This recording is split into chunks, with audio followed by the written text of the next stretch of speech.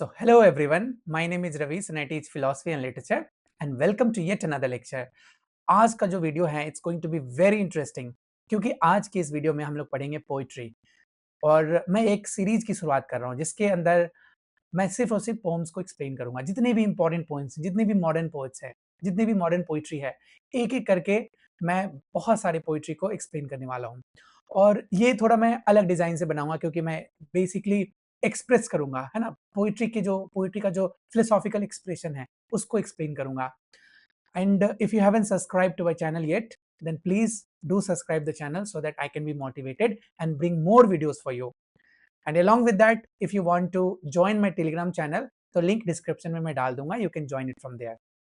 Now, एक चीज और, मैं इंगेजमेंट देख रहा हूँ कि बहुत कम है वीडियोस पे। वैसे देखो, एजुकेशनल चैनल इतने ज्यादा रीच नहीं होते, बट फिर भी I am asking you to ask questions. अगर आपके दिमाग में क्वेश्चंस हैं, किसी भी तरीके का क्वेश्चन लो, लिटरेचर से रिलेटेड, यूजीसी नेट से रिलेटेड, या किसी भी एग्जाम से रिलेटेड, फिलॉसफी से रिलेटेड, या मेरे वीडियोस बनाने से related, then please do ask in the comment section. आप मेरे कमेंट सेक्शन में डालो। जब तक आप कमेंट नहीं करोगे, जब तक आप बताओगे नहीं, है ना, जब तक आप एक्सप्रेस नहीं करोगे, इवन दो वीडियो के लास्ट में आपने वीडियो में क्या सीखा उसके ऊपर लिख दो, तो मैं चाहता हूं कि आपकी एंगेजमेंट ज्यादा रहे। अब देखो, मैं क्लास में बच्चों को जब पढ़ाता हूं तो सामने सामने वन ओ वन कॉन्वर्सेशन होता है, तो एक सेंस में ऐसा लगता है कि हाँ, जो स्टूडेंट्स हैं वो पढ़ रहे हैं, वो सीख रहे हैं। बट ऐसे में कैसे पता चलेगा? तो there is only one way through which they can be a connection between a teacher and a student, है ना। आप देखो, आप किसी भी एज के स्टूडेंट हो सकते हैं, हो सकता है कि आप मेरे से भी ज्यादा एज के हो सकता है आप मेरे से भी कम एज के हो, लेकिन ये जो कनेक्शन है ना टीचर और स्टूडेंट का, वो जो बॉन्ड है, देखो मैं आपसे सीखता हूँ, आप मेरे से सीखोगे। मैं यही चाहता हूँ कि एक वो कॉन्वर्सेशनल, वो जो डायलॉग फॉर्म होता है ना, वो बना रहे। आप प्लीज कमेंट कमेंट किया करो, जो भी दिमाग में क्वेश्चंस आए, जो भी चीजें माइंड में आए, हर चीज आप कमेंट में लिखते चलो, ठीक है। अब हम शुरुआत करते हैं पोइट्री का। और ये जो पोम है, ये बहुत ही इंपॉर्टेंट पोम है। जितने भी यूनिवर्सिटी हैं, हर यूनिवर्सिटी के सिलेबस में इस पोम के बारे में दिया हुआ है। शेक्सपियर आपको पता ही है कितने इंपॉर्टेंट राइटर है हमारे, है ना। अब ये जेकेपीएससी के सिलेबस में भी शेक्सपियर एज अ पोइट दिया हुआ है। अब चाहे जेकेपीएससी हो, चाहे बिहार टीआरई 4 हो, या जितने भी स्टेट में टीचर्स की बहाली होती है या असिस्टेंट प्रोफेसर की बहाली होती है, उसमें शेक्सपियर बहुत इंपॉर्टेंट है। मैं कल सुबह शेक्सपियर के ऊपर एक वीडियो बनाऊंगा, शेक्सपियर एज अ पोइट। और उसके बाद आप इस वीडियो को जरूर देखना, या पहले भी देख सकते हो, टोटली अप टू यू। और इस वीडियो में मैं एक्सप्लेन करूंगा शेक्सपियर का sonnet number 18, shall I compare thee to a summer's day, which is a very beautiful poem. और आप इसमें ना, मैं कोशिश करूंगा इतने अच्छे से पढ़ाने का कि आपको कभी आप भूल ही नहीं सकते हो इस पोम को, ठीक है। तो चलिए शुरू करते हैं। मैं साइड में पोम को डाल दूंगा और एक बार हम पोम को पूरा रिसाइट कर लेते हैं, पढ़ लेते हैं, एंड उसके बाद एक एक करके एक्सप्लेन करने की कोशिश करेंगे। तो कहता है, shall I compare thee to a summer's day? Thou art more lovely and more temperate. Rough winds do shake the darling buds of May, and summer's lease hath all too short a date. Sometime too hot the eye of heaven shines, and often is his gold complexion deemed, and every fair from fair sometimes declines, by chance or nature's changing course undreamed. But thy eternal summer shall not fade, nor lose possession of of the fair thou owest, nor shall death brag thou wanderest in his shade. When in eternal lines to time thou growest, so long man can breathe or eye can see, so long lives this, and this gives lives to thee. What a wonderful line, है ना। अब चलिए इसको एक एक करके समझने की कोशिश करते हैं, उसके एक एक पॉइंट को समझेंगे, कहाँ से लिया गया। देखो, ये सोनेट है। सोनेट आप जानते हो 14 लाइन का स्टेंजा होता है। This is just experience sonnet. इसके राइमिंग स्कीम को भी मैं बताऊंगा। जैसे डे के बाद देखो टेम्परेट, में, डे के बाद में A B A B A B C D E F G G. ये शेक्सपियर का सोनेट, शेक्सपियरियन सोनेट का ये सीक्वेंस होता है ना। यहाँ से एग्जाम में क्वेश्चन पूछ देगा शेक्सपियरियन सोनेट का सीक्वेंस क्या है ना, उसका राइमिंग सीक्वेंस क्या है, तो आप इजीली आंसर दे दोगे। अब हम लोग एक एक करके समझते हैं लाइन को, और अच्छे से समझते हैं। पहला लाइन कहता है, shall I compare thee to a summer's day? Now this begins with a rhetorical question. Here poet जो है, he is not answering or he is not trying to seek the answer. But rather this is a rhetorical question, वो रिटोरिकली कह रहा है, this is a literary device, यहाँ पे rhetorical devices use किए गए, रिटोरिकल क्वेश्चंस पूछे गए हैं। ये प्रोवोक करता है, प्रोवोक करता है आपको थॉट, आपको सीख करने के लिए, आंसर ढूंढने के लिए। तो यहाँ पे जो कनेक्शन है रीडर और राइटर के बीच में वो बन रहा है। यहाँ पे शेक्सपियर किसी चीज को डिवाइन एक्सप्रेशन में नहीं डाल रहे हैं, बल्कि शेक्सपियर अर्ज कर रहे हैं, शेक्सपियर चाह रहे हैं कि आप क्वेश्चन करो, है ना, आस्क योरसेल्फ। प्रोवोक करता है, थॉट को प्रोवोक करता है यहाँ पे। तो कहता है कि shall I compare thee to summer's day, क्या मैं तुम्हें कंपेयर कर सकता हूँ समर डे से, है ना। तो विच इज अ मेटाफर, यहाँ पे देखो मेटाफर भी यूज किया गया है।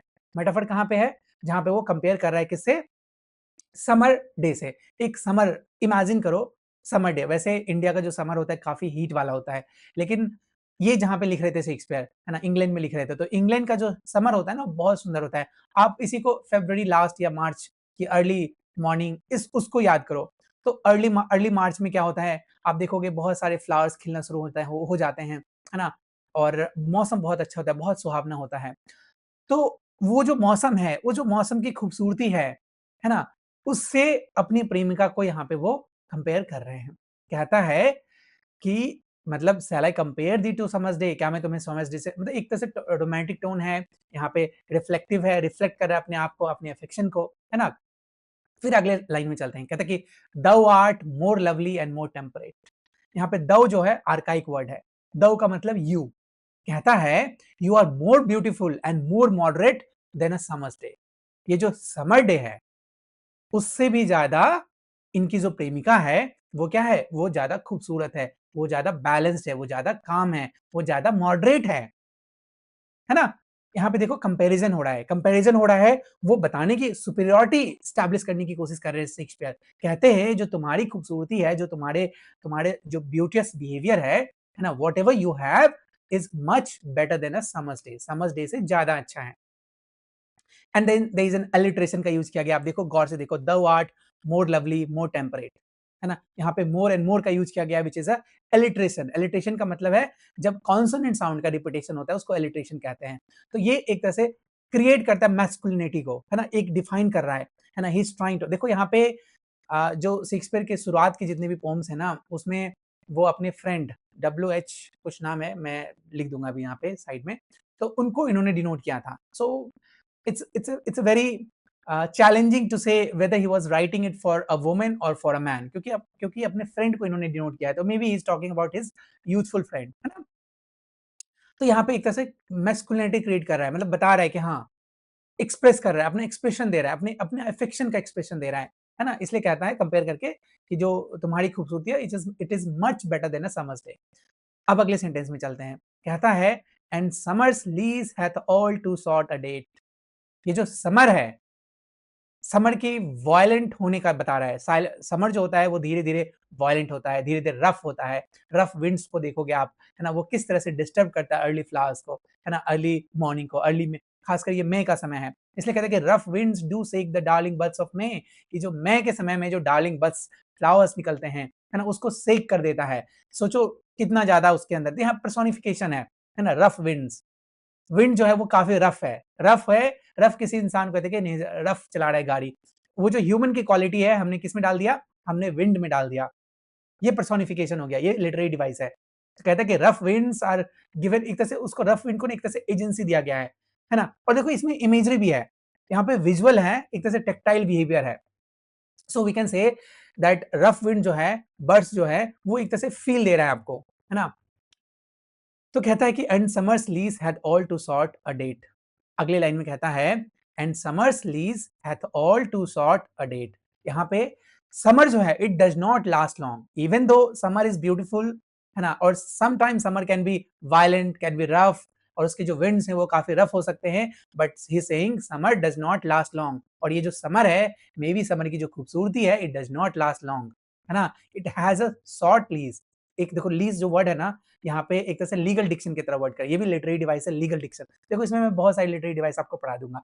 लीगल डिक्शन, लीगल डिक्शन का मतलब होता है एक तरह से इवोक करना, है ना, इम्पर्मानेंस इवोक करना, एक ब्यूटी, यहाँ पे ब्यूटी और लाइफ को इवोक कर रहा है कि ब्यूटी और लाइफ जो है ना इम्पर्मानेंस है, लाइफ इटसेल्फ इज मतलब परमानेंट नहीं है लाइफ, है ना। इसलिए यहाँ पे बोला गया कि and summer's lease had all too short a date.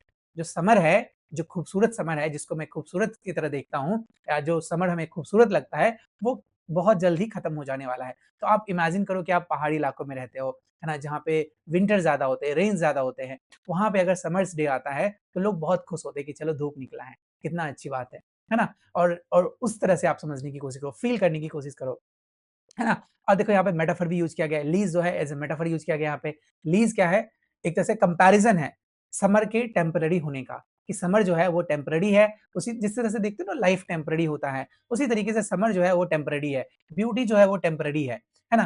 कहता है, अब आगे चलते हैं, चार स्टेंजा हमने, फोर्थ लाइन हमने कंप्लीट कर लिया, अब पांचवें लाइन पे चलते हैं। कहता है, sometimes too hot the eye of heaven shines. ये जो आई ऑफ हेवन है, ये आई ऑफ हेवन सन की बात कर रहा है, सूरज की बात कर रहा है। तो यहाँ पे क्या कह रहा है कि एक तरह से मेटाफर यूज किया गया है आई ऑफ हेवन, जो कि सन को बता रहा है। और यहाँ पे पर्सोनिफिकेशन भी है, जो सन है, sun is the giver of the human trade, मतलब सन को यहाँ पे ह्यूमन ट्रेड दे दिया गया, which is shining too hot, है ना। जो ह्यूमन ट्रेट है, काफी गर्मी लगती है तो हम बोलते हैं ना, तो एक ह्यूमन फीलिंग्स को उसके अंदर डाल दिया गया। तो कहता है, sometimes too hot the eye of heaven shines, जो आई ऑफ हेवन है, जो सूरज है, वो कभी कभी काफी ज्यादा चमकता है, विच मीन्स कि समर डे में, इवन दो हर डे परफेक्ट नहीं होता, यहाँ पे उसी की बात कर रहा है कि even though we love summer, but summer's day can not be always be perfect, can never always be perfect, है ना। कभी कभी इम्परफेक्ट भी होता है, क्योंकि कभी कभी सूरज जो है काफी तेज निकलता है ना। और यहाँ पे देखो, अगेन हाइपरबोली यूज किया गया है, क्योंकि मतलब एक तरह से समर वेदर की जो एक्सट्रीमिटी है उसको दिखाया जा रहा है, तो इसको हाइपरबोल बोलेंगे। हाइपरबोल का मतलब ये भी एक तरह से लिटरेरी डिवाइस है। तो हाइपरबोल का मतलब है कि चीजों को बढ़ा के दिखाना, है ना। फिर आगे कहता है, and often is his gold complexion deemed. और इसका जो गोल्ड कंप्लेक्शन है, देखो गोल्ड प्योरिटी को डिनोट करता है, और गोल्ड कंप्लेक्शन यहाँ पे सन प्योरिटी की तरह भी है, खूबसूरत भी है, ब्यूटीफुल भी है, लेकिन साथ में डिस्ट्रक्टिव भी है। सन यहाँ पे गोल्ड की तरह है, गोल्ड कंप्लेक्शन है सन का। यहाँ पे इमेजरी विविड विजुअल दिखाया गया है, डिपिक्शन ऑफ सनलाइट जो है वो एक तरह से धीरे धीरे डिम हो जाता है ना। एक तरह से कॉन्ट्रास्ट, लाइट वर्सेस डार्कनेस दिखाया गया है यहाँ पे। तो कहता है, and often his gold complexion deemed. जैसे कभी कभी देखोगे बादल आ जाएगा, तो उसके जो गोल्ड कंप्लेक्शन है, उसकी जो खूबसूरत या फिर बहुत तेज जो धूप आ रही है, वो भी कभी कभी क्या होता है, कम हो जाता है। तो इवन दो समर सुंदर है, सनी डे अच्छा लगता है, but still it does not holds the beauty जो इनका इनका जो लवर है वो होल्ड करता है ना। फिर आगे चलते हैं, सेवंथ लाइन पे कहता है कि and every fair from fair sometimes decline. देखो ये बहुत सुंदर लाइन है, ये एक तरह से जनरलाइजेशन कर दिया गया है कि जितनी भी खूबसूरत चीजें हैं, every fair from fair sometimes decline, जितनी भी खूबसूरत चीजें हैं, है ना, मतलब वो कभी ना कभी डिक्लाइन होता ही होता है। Doesn't matter how beautiful things are. जैसे कहते हैं ना कि फ्लावर्स फ्लावर्स जब खिलता है तो कुछ ही समय के लिए रहता है, लेकिन जब तक रहता है तब तक काफी खूबसूरत उसका स्मेल आएगा, काफी खूबसूरत दिखता है। उसी तरीके से देखोगे ह्यूमन बीइंग की जो ब्यूटी होती है ना, मैन या वुमेन का, तो शुरुआत में देखोगे लड़कियां काफी ज्यादा, है ना, अपने आप को वो समझेगी कि मैं बहुत खूबसूरत हूँ, बहुत ऐसे। देखो मैं मजाक में कह रहा हूँ, सीरियस नहीं लेना है। बट बट इवेंचुअली जब 30-35 की हो जाती हैं तो उसकी खूबसूरती भी धीरे धीरे डिक्लाइन करने लगती है। मैं ये फिजिकल ब्यूटी की बात कर रहा हूँ, तो उनकी खूबसूरती भी धीरे धीरे डिक्लाइन करने लगता है। Same goes with man, man की भी खूबसूरती धीरे धीरे डिक्लाइन करने लगता है। और एक समय ऐसा आता है जब, अगर मान लोग कहते हैं ना 30 से 33 के बीच में शादी कर लो, otherwise you won't get good husband और गुड वाइफ, है ना। क्योंकि वो जो डिक्लाइन है, ब्यूटी का जो डिक्लाइन है, वो धीरे धीरे होना शुरू होता है, आपके बॉडी का डिक्लाइन होना शुरू हो जाता है ना। एक समय में आप यूथ थे, अचानक से आप ओल्ड होने शुरू हो जाते हो, है ना। तो यहाँ पे एक तरह से जनरलाइजेशन किया गया है ना, जनरलाइज कर दिया गया है, that applies the rule of fading beauty of all things. जितनी भी चीजें हैं, जितनी भी खूबसूरत चीजें हैं, हर वो चीज धीरे धीरे डिक्लाइन करना शुरू हो जाता है ना। आपके गालों पे झुर्रियां आना शुरू हो जाएगा, है ना। आप धीरे धीरे कम खूबसूरत दिखने लगोगे।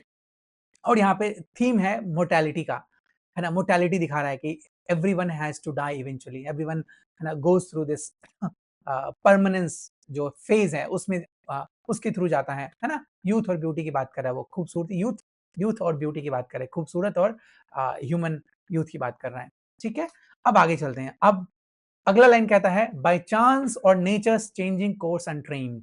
यहाँ पे देखो ब्यूटी जो है it fades either by accident और थ्रू नेचुरल एजिंग। ये जो नेचुरल एजिंग है, धीरे या तो नेचुरल एजिंग के थ्रू ब्यूटी खत्म हो जाती है, या फिर नेचर का कोई एक ऐसा एक्सीडेंट होता है जिसमें चीजें खत्म हो जाती है, जिसमें ब्यूटी चीजें मतलब सुंदर चीजें खत्म हो जाती है ना। इसलिए कहता है कि बाय चांस कभी कभी अचानक से खूबसूरती खत्म हो जाएगी। जैसे सपोज मानो कोई बहुत खूबसूरत लड़का या कोई बहुत खूबसूरत लड़की है, अचानक से उसके उसको उसको बीमारी जकड़ लिया है ना, सफर्स विद सी और ही सफर्स विद इलनेस। अब वो इलनेस की वजह से क्या हो गया, उसके बॉडी का डिटोरेशन होना शुरू हो गया, धीरे धीरे बॉडी डिक्लाइन करना शुरू कर दिया। तो वो क्या हो गया, वो बाय चांस हो गया। लेकिन nature changing course and trimmed, और कभी कभी ऐसा भी होता है कि by nature, by law of nature धीरे धीरे इंसान या फिर धीरे धीरे जो ब्यूटी है या फिर यूथ है वो डिक्लाइन करना अपने आप शुरू कर जाता है। तो इवेंचुअली यहाँ पे वो क्वेश्चन कर रहे हैं, वो बताने की कोशिश कर रहे हैं कि at the end of the day या फिर अगर थ्रू आउट द ईयर देखोगे तो धीरे धीरे चीजें क्या होती है, जो भी आज खूबसूरत है वो एक न एक समय में डिक्लाइन करेगा ही करेगा। तो ये एक इटर्नल है ना, एक इटर्नल चीजों के बारे में बता रहे हैं, एक इटर्नल ट्रुथ के बारे में बता रहे हैं, है ना। क्लियर है। अब देखो यहाँ पे एक और लिटरेरी डिवाइस यूज किया गया है जिसको बोलते हैं इंजैबमेंट, है ना। इसका मतलब है कंटिन्यूअस थॉट और प्रीवियस लाइन। देखो जो पिछला लाइन है ना, आप 7 और 8 लाइन को पढ़ोगे ना, दोनों कंटिन्यूअस में है। इंजैबमेंट है ये, दो कंटिन्यूअस लाइन, जब पहले लाइन जब दूसरे लाइन को एक्सप्रेस कर रहा होता है ना, तो उसको इंजैबमेंट कहते हैं। दो दो सेंटेंस, है ना। जैसे यहाँ पे है ना, and every fair from fair sometimes decline by chance और nature's changing course and trend, both are aligned together. अब अगले सेंटेंस पे चलते, कहता है but the eternal summer shall not fade. Now देखो यहाँ पे पहले 8 स्टेंजा के अंदर जो राइटर है वो क्वेश्चन क्रिएट कर रहा है ना, वो बता रहा है कि क्या खामियां हैं। बट अब देखो, अब थोड़ा वो स्विच कर रहा है, 9th लाइन में वो स्विच कर रहा है, कह रहा है but the eternal summer shall not fade. तुम्हारी जो खूबसूरती है ना, ये जो तुम्हारी खूबसूरती है वो इटर्नल समर से डिनोट कर रहा है। यहाँ भी मेटाफोरिकली उसने यूज किया। ये जो इटर्नल समर है वो इटर्नल ब्यूटी को डिनोट कर रहा है। कहता है कि जो तुम्हारी जो इटर्नल खूबसूरती है, it will never fade away, it will never go away, है ना। Nor lose possession of that fair thou owest, और जो तुम ये फेयरनेस तुम्हारे अंदर है ये कभी खत्म नहीं होने वाला है। So what ever you possess, तो यहाँ पे टाइमलेसनेस की बात हो रही है, एक तरह से इनड्यूरिंग यूथ की बात हो रही है, जो कि इटर्नल है, जो कभी खत्म ही नहीं हो सकता, है ना। फिर आगे कहता है nor lose possession of that thou fair owest. अब देखो यहाँ पे एंटीथेसिस यूज किया गया है। शुरुआत में हमने देखा पहले 8 स्टेंजा में कि वो ब्यूटी को फेड होने की बात कर रहा है, लेकिन अब अगले ही स्टेंजा में 9th और 10th लाइन में, स्टेंजा नहीं सॉरी लाइंस में, 9th और 10th लाइन से हम देख रहे हैं कि he is talking about, he is saying that this beauty will never fade away. इसलिए इसको इटर्नल समर इसने बोला, और ये जो ब्यूटी है, इसके जो लवर की जो ब्यूटी है, it will never fade away. अब ये क्यों बोलता है आगे चल के देखते हैं।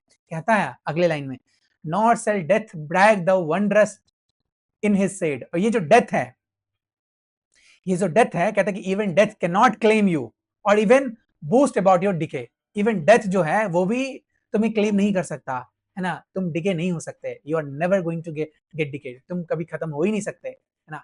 That's how beautiful you are, that's how eternal you are. यहाँ पे इटर्नलिटी की बात कर रहा है, एश्योरेंस की बात कर रहा है, एश्योरेंस दे रहा है कि तुम्हें मतलब सब कुछ खत्म हो जाए, सबकी ब्यूटी धीरे धीरे फेड हो जाए, बट तुम्हारी जो खूबसूरती है वो कभी फेड नहीं होने वाला। फिर कहता है when in eternal lines to time thou growest। और फिर कहता है कि ये जो इटर्नल लाइन है, विच मीन्स क्लासिकल रेफरेंस दिया हुआ है यहाँ पे, वो कहने की कोशिश कर रहा है कि एक तरह से स्ट्रॉन्ग सेंस क्रिएट करने की कोशिश कर रहा है कि जो डेथ है ना, ये हाँ कौन सी लाइन में थे हम लोग, when in eternal lines to time thou growest. और कहता है कि धीरे धीरे जो समय के साथ जो ग्रो करते हैं उसमें भी तुम्हारी खूबसूरती खत्म नहीं होगी। So literally he is talking about जो डेथ है, डेथ कैन नेवर क्लेम और इट कैन नेवर डिके। उसकी जो खूबसूरती है वो कभी खत्म नहीं कर सकता, डेथ भी खत्म नहीं कर सकता, डेथ भी क्लेम नहीं कर सकता। फिर कहता है आगे so long as man can breathe or eyes can see. जब तक ये इंसान देखेगा, है ना, so long as man can breathe, जब तक ये इंसान सांसें लेगा, है ना, जब तक ये इंसान सांसें लेगा, एंड आईज कैन सी, और उसकी आंखें देख सकेगी, so long lives this and this gives life to thee. और ये जो दिस है यहाँ पे,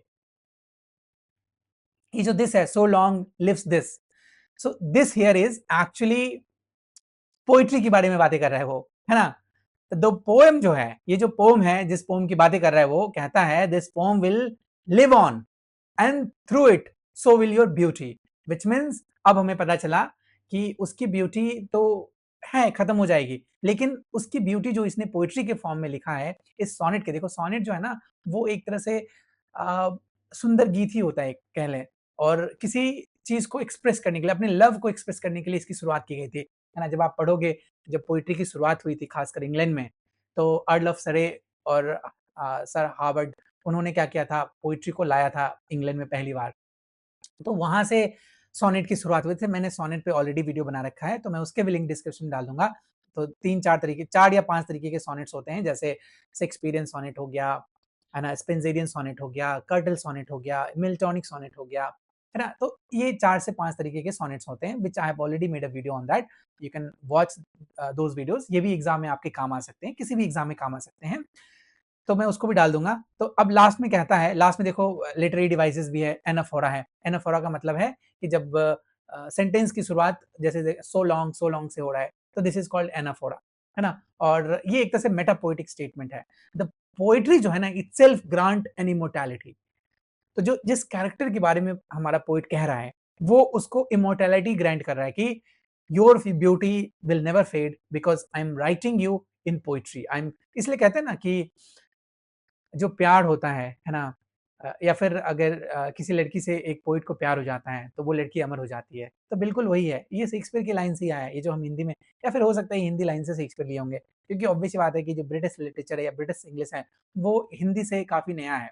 14 सेंचुरी से इंग्लिश लिटरेचर की शुरुआत ही हुई है, पर जब हम हिंदी लिटरेचर की बात करेंगे, संस्कृत की बात करेंगे, तो ये काफी पुराना है ना। तो ये जो कहावत है ना, कि अगर किसी पोइट को किसी लड़की से प्यार हो जाता है तो वो लड़की अमर हो जाती है, and this is true, this is what Shakespeare is also trying to express, this is what Shakespeare is also trying to say through his poetry, and he is saying that his poetry will live forever, क्योंकि as long as a man can read, as long as a man can see, his poetry will always be एक तरह से eternal जो beauty है वो हमेशा दिखाता रहेगा। So this was the poem. I hope you have enjoyed the poetry, I hope you have loved the poetry. If you have any queries, if you have any questions, please write down in the description. आप comment section में डाल सकते हो। अगर आप चाहते हो किसी पोम को मैं एक्सप्लेन करूं, एक्सप्रेस करूं, है ना, तो आप उसका भी लिंक डाल सकते हो डिस्क्रिप्शन में। देखो, मैं चाहता हूं कि क्लास हमेशा इंगेजिंग हो, जितना ज़्यादा हमारे और आपके बीच का कनेक्शन होगा अच्छा, जितना स्ट्रांग होगा, उतना ज़्यादा मुझे पढ़ाने में अच्छा लगेगा। ठीक है, तो चलिए मिलते हैं अगली क्लास में।